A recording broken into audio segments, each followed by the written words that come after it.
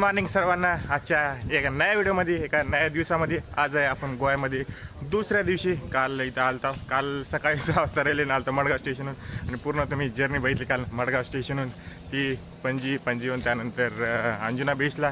तर आज दुसरा दिवस आहे, काल फक्त आराम केला आणि थोडासा बीचचा जो एन्जॉय केलेला आहे। तर आज दुसऱ्या दिवशी आपण आज फिरायला निघणार आहोत बाहेर।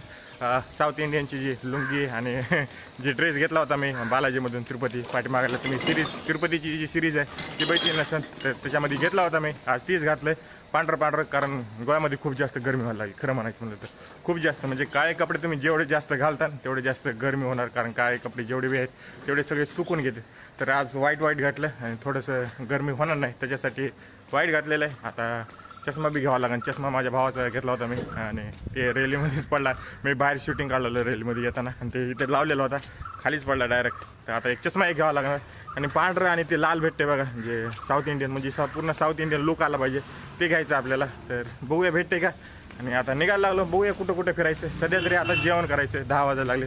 पहिले जेवण करूया नंतर फिरायला चालू करा। जेवण केल्याशी माणसामध्ये एनर्जी येत नाही काय नाही। तर व्हिडिओला सुरुवात करूया।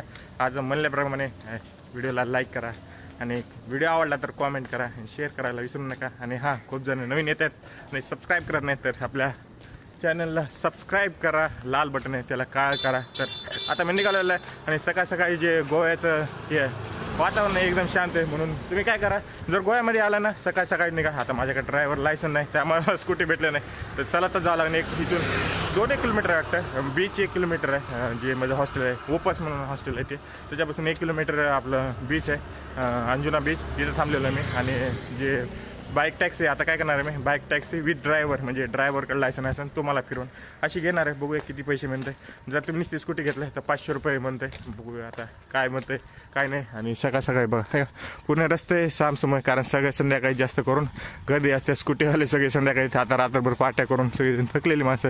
आणि नारळाची झाडं तर तुम्हाला पूर्ण गोव्यामध्ये सगळीकडे बघायला भेटते नाही। आणि हां, इथं मराठी म्हणजे समजते माणसाला, तुम्ही बेशक मराठी बोला। आता मी कसं मराठी बोलायला आलो तर इथल्या माणसाला सगळ्या मराठी समजते।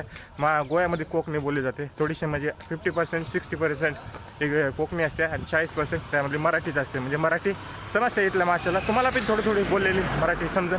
तर जायला लागलो मी आता इथून रोडनं असं चलता आणि पांढरं शर्ट घातलं। मला वाटतं आज थोडीशी कमी गरमी, काल पूर्ण हालत खराब झाली, पूर्ण घाम यायला। आता सकाळीच इतकं ऊन पडले बघा, माझ्या तोंडा सगळं चमकत असं ना, सकाळी किती ऊन पडले, खूप जास्त गरमी आहे। मी वाटतो तुम्ही या सीझनमध्ये येऊ नका, आता फेब्रुवारी चालू आहे ना, तर फेब्रुवारीमध्ये येऊ नका, ऑक्टोबर नोव्हेंबरमध्ये या, कारण तेव्हा जरा पावसाळ्याचं वातावरण असते, वातावरण थोडंसं थंड असते। मी विचारलं दुकानदाराला, विचारलं 2-3 ते मुलं आले तसे।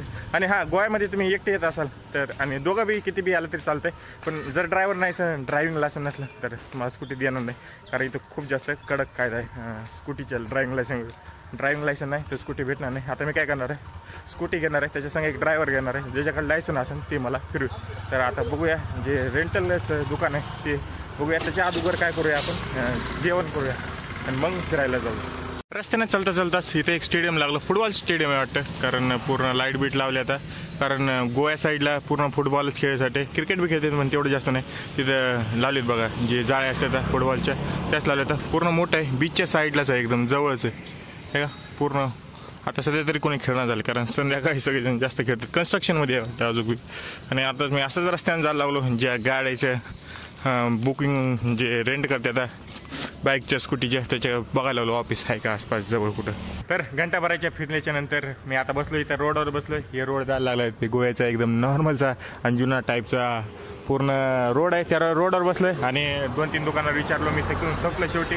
लायसन नाही तर बाईक नाही, लायसन नाही तर बाईक नाही, तू 1000 दे 2000 दे असं काही म्हणून म्हणले तरी देणं गेले। तर आता रोडवर बसलोय, आता मोपशाला जाणार इथून अंजुना बीचहून। मोपसा म्हणजे इथं जवळ एक गाव आहे, एक 10 किलोमीटर असून तिथून मला भेटणार गाडी। इथं मी विचारलं माणसाचं तर कोणीच नाही म्हणाले आणि पूर्ण घाम यायला लागले, लय गरमी होऊन राहिली आणि जेवण बी केलं नाही। जेवण मोपशाला जाऊन करतो मी आता सध्या तरी। बसची वाट पाहायला लावलं, जी काल बस आलं तर त्याच प्रकारची बस येणार आहे, एकदम ढिंचाक बस म्हणते त्याला।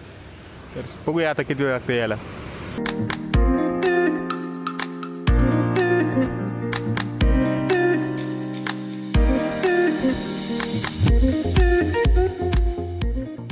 आलं मोपसा स्टेशनला, बस स्टँडला, जे जाताना काल घेतलं होतं 30 रुपये घेतलं होतं 1 किलोमीटर लांब आहे आपल्या हॉस्टेलपासून. इथून गाड्या भेटते बहुतेक.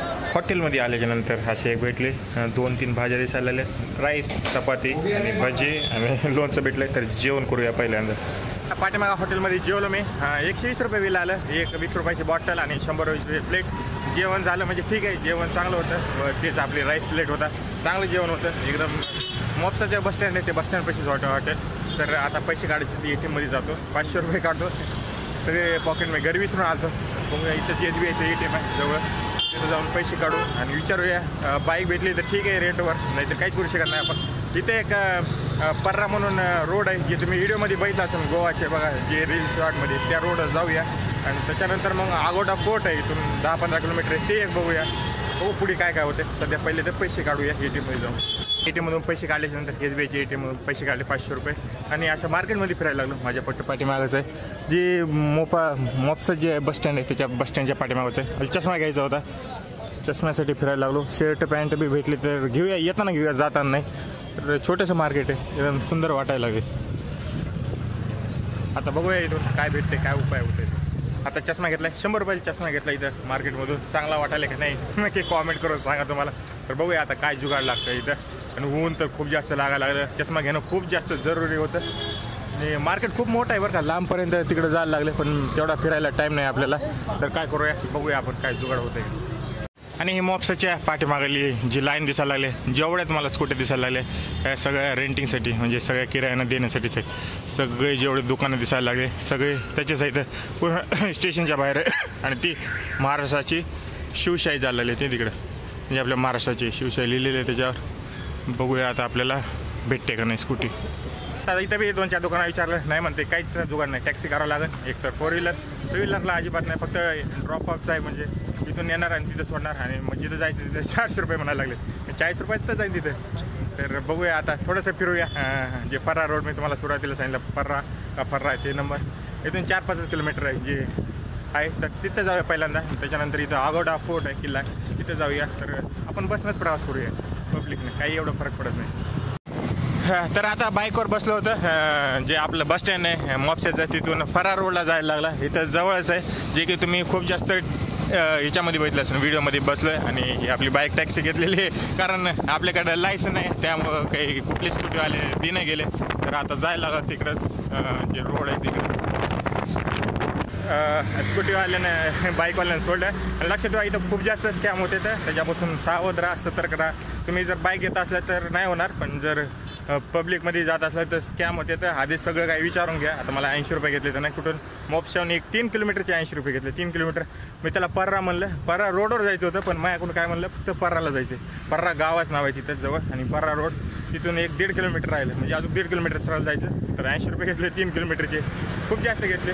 जाऊ द्या, हे स्कॅम माहिती आहे ना, 80 रुपये गेले तर गेले, जाऊ दे, होत राहते, चालत राहते.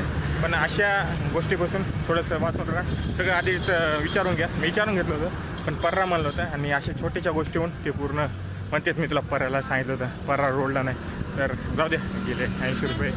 सोडलं 3 किलोमीटर. आता इथून 1.5 किलोमीटर राहिलेलं आहे. तिथं आपल्याला एक व्हिडिओ बनायचा. हे कपडे कशासाठी घातले, त्यासाठी घातले. एकदम भारी व्हिडिओ काढायचा आहे, आणि तुम्हाला ते रोड पण दाखवतो, फेमस पर्रा रोड, जे की गोव्यामधला आहे. इथं लिहिले पण, वेलकम टू पर्रा, ग्रीन पर्रा, कीप पर्रा क्लीन. म्हणजे हे पूर्ण जागेचंच नाव आहे पर्रा. आणि सगळे चालू झाले बघा, हे का. नारळाची झाड खूप जास्त गोव्यामध्ये दिसायला लागली. सगळीकडे जिकडं बघताना तिकडं नारळाची झाड आहे. आणि हिरवं गार तर आहेच, कारण जेवढी ह्युमिडिटी जिथं आहे, आर्द्रताच एवढी आहे का, पूर्ण हवामध्ये आर्द्रताच लागायला लागली.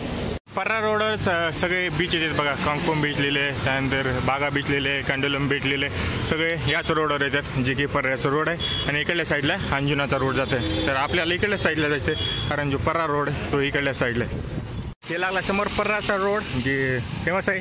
आणि बघा, कसल्याही प्रकारचे हेवी व्हेकल यायला अलाउड नाही, फक्त 2 व्हीलर आणि जे 4 व्हीलर आहेत तेच अलाउड आहेत. तर समोरच दिसायला लागला आहे, मला दिसेल थोडंसं.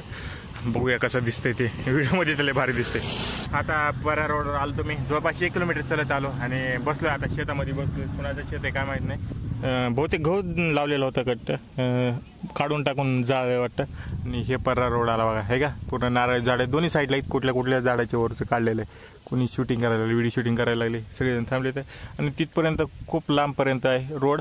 तर मी सुरुवातीलाच बसलो एक पाण्याची बॉटल घेऊन थोडासा आराम करतो. मला 5-10 मिनटं आराम करूया, पाणी पिऊया, नंतर मग आपण व्हिडिओ काढूया. पण तुम्हाला दाखवतो मी परार रोड कसा आहे. आता पावसाळा चालू नसल्यामुळे जास्त हिरवगार नाही दिसणार. उन्हाळ्याचे दिवस आता चालू व्हायला लागले, त्यामुळे कसं असं सुकं दिसणार, कोरडं. तर मी म्हणतो तुम्ही पावसाळ्याच्या, आता पावसाळ्यात तुम्ही कधी आलं नाही, पण पावसाळ्यात त्याच्या सांगतो, कारण उन्हाळ्यामध्ये बघतोय ना, तर पावसाळ्यात बी येऊ, पण सध्या उन्हाळ्याचंच बघून घ्या.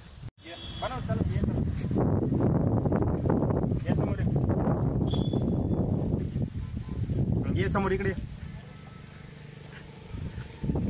जा, पाठी मागायला, माझ्या पाठी मागायला.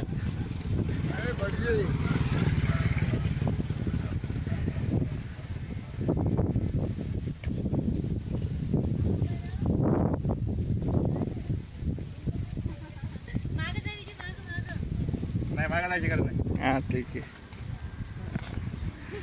त्या साईडनं आपण आलतो. जे पर्रा गाव आहे त्या पर्रा गावापासून 1-1.5 किलोमीटर मधामध्ये आहे. हे बघा दिसायला लागले का, हे बी स्ट्रेट आहे, पण ह्याच्यापेक्षा इकडलं जी लाईन आहे ती अजून स्ट्रेट आहे. इकडली थोडीशी भारी वाटायला लागली आहे का. पुन्हा जी लाईन आहे एकदम स्ट्रेट आहे. आता हिरवं गार दिसणं झालं मग सांगितलं तुम्हाला, कारण पावसाळा नाही. आणि एक माणूस इथं स्पेशल ठेवला, ज्या गाड्या थांबण्यासाठी, म्हणजे ज्या गाड्या थांबल्यात त्यांना पळण्यासाठी एक स्पेशल माणूस ठेवला गव्हर्नमेंटनं, ज्यामुळे गाड्या इथं थांबणे. फक्त 4 व्हीलर आणि 2 व्हीलरच अलाउड, ते बी टुरिस्टच्याच आहेत, कुणाला पण इथं अलाउड नाही. 4 व्हीलर हेवी व्हेकल अजिबात अलाउड नाही. तर तिकडे एक रोड आहे, तिकडे बी फोटो काढू शकता, जे की थोडासा म्हणजे इथून क्रॉस होतं, या रोडून इथून क्रॉस होते, आणि इकडे पण फोटो काढू शकता. तर आता मी व्हिडिओ काढलेला आहे, 1-2 फोटो काढूया आणि जाऊया समोर. कुठं जायचं, बीचला कुठल्या जाणं होते ते बघूया. ते समोर दिसायला लागले का, हे माणूस दिसायला, लाल कलरचं शर्ट घातलंय. हे माणूस सगळ्यांना इथून गाड्या लावण्यापासून मना करायला, सगळ्यांना म्हणाले बाहेर लावा. तर माणूसच ठेवलेला इथं सेपरेट, गाड्या थांबू नका इथं कोणीही, फक्त आणि फक्त माणसं चालणार या रस्त्यानं, नाही तर ॲक्सिडेंट खूप जास्त होते, त्यासाठी ठेवले. आणि वार कंटिन्यू सुटलेली, माझी दुसरी उडायला लागली.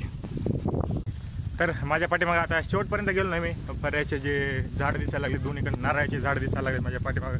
हे बघा दिसायला लागले, थांबलं. 4 व्हीलर जास्त करून येण्यात येतात, 2 व्हीलरच यायला तर जास्त. एवढे टुरिस्ट प्लेसेस आहे ते सगळे यायला लागले तर माझ्या पाठीमागं बघा कसं वारं सुटले कंटिन्यू, ही चांगल्या गोष्ट आहे. त्यामुळे गरमी होईना झाली. बाकी तर चांगला मौसम आहे. पावसाळ्यात मला वाटते अजून खूप जास्त सुंदर झालं. तुम्ही एक वेळा येऊ शकता, मोपशापासून एक 20-30 रुपये देऊन येऊ शकता. डायरेक्ट पर्रा रोड म्हणायचं, पर्रा रोड पैसे येऊ शकता. एकदम चांगलं वाटायला लागलं, गाडी न झाल्या काय नाही.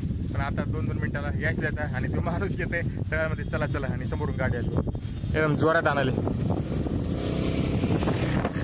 कसं नाही आलं एकदम जोरात, पण भारी दिसायला लागले राव. पावसाळ्यात अजून भारी दिसेल. तुम्हाला झूम करून दाखवतो. शेवटपर्यंत नाही गेलो, कारण जे नारळाची झाडं येतं ते शेवटपर्यंत आहेत म्हणा, पण तिकडे समोर जाण्यास काही आपला फायदा नाही. इथूनच बघितलं, कारण एक साईड तर बघितली, इकडली साईड बघितली आणि तिकडली साईड बघितली, काय सेमच आहे. आणि हे सगळं टुरिस्ट प्लेसच्या गाड्या, टुरिस्टिक गाड्या. तर आता काय करूया, आपण जाऊया वापस.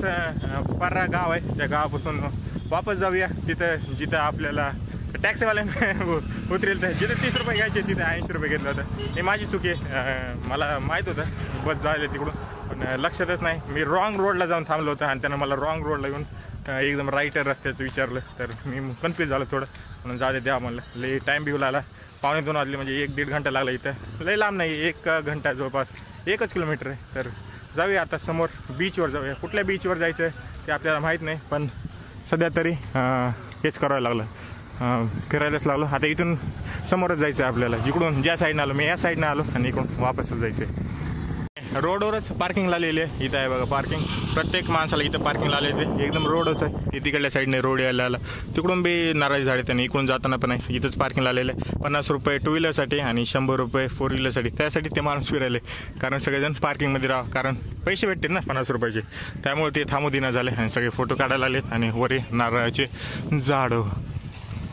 घाम इतका येऊन राहिला आहे, पूर्ण चेहऱ्यावर बघू शकता घामच घाम यायला लागले. जेवढं वातावरण दमट आहे त्याच्यापेक्षा जास्त तर घामच यायला लागला. पूर्ण पाण्याची खूप जास्त शक्यता, म्हणजे जरूरत आहे. तुम्हाला जातानाच मी रोडवर, पर्रा रोडवर जातानाच एक बॉटली घेतली होती, तुम्हाला व्हिडिओमध्ये दाखवली, आणि दुसरी एक बॉटली घेतली. पाणी इथं खूप जास्त पिया बरं का, नाही तर चक्कर येऊन पडतात. आता माझ्या तोंडावून किती म्हणजे लिटरवर तर गेला असं पूर्ण उन्हात चलून हे का, कसलं गरमी लागायला लागले. आणि पूर्ण मग चेहरा सगळा हे झाला असं, पूर्ण काय म्हणते त्याला, घाम यायला लागला पूर्ण चेहऱ्याला. त्यामुळे कंटिन्यू पाणी पित राहा, नाही तर तुम्ही चेक करून पडता. आता मी पर्रा रोड वापस जायला आलो कलंगूट बीचला. गाडी भेटत्या, बघूया आता कुठपर्यंत गाडी भेटत्या, कुठपर्यंत आपल्याला जाता येते.